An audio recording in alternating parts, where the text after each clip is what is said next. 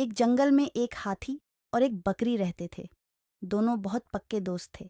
दोनों साथ में मिलकर हर दिन खाने की तलाश करते और साथ में ही खाते थे।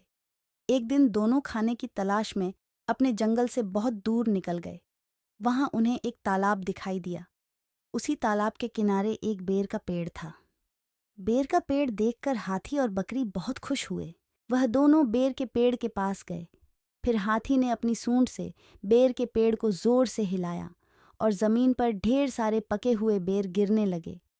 बकरी जल्दी जल्दी गिरे हुए बेरों को इकट्ठा करने लगी। संयोगवश उसी बेर के पेड़ पर एक चिड़िया का घोंसला भी था, जिसमें चिड़िया का एक बच्चा सो रहा था और चिड़िया दाने की खोज में कहीं गई हुई थी। बेर का पेड़ जोर से हिलाने के कारण चिड़िया का बच्चा घोंसले से बाहर तालाब में गिर पड़ा और डूबने लगा।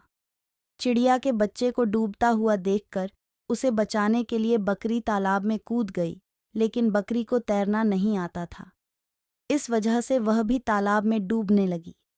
बकरी को डूबता हुआ देखकर हाथी भी तालाब में कूद गया और उसने चिड़िया के बच्चे और बकरी दोनों को डूबने से बचा लिया। इतने में चिड़िया भी वहां पर आ गई थी और वह अपने बच्चे को सही सलामत देखकर बहुत खुश हुई।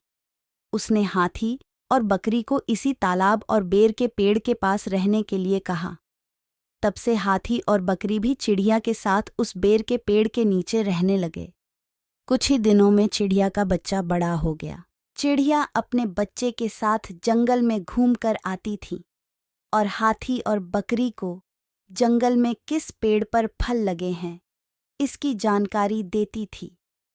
इस तरह हाथी, बकरी और चिड़िया मज़े में रहते और खाते पीते थे। कहानी से सीख: हमें किसी का बुरा नहीं करना चाहिए।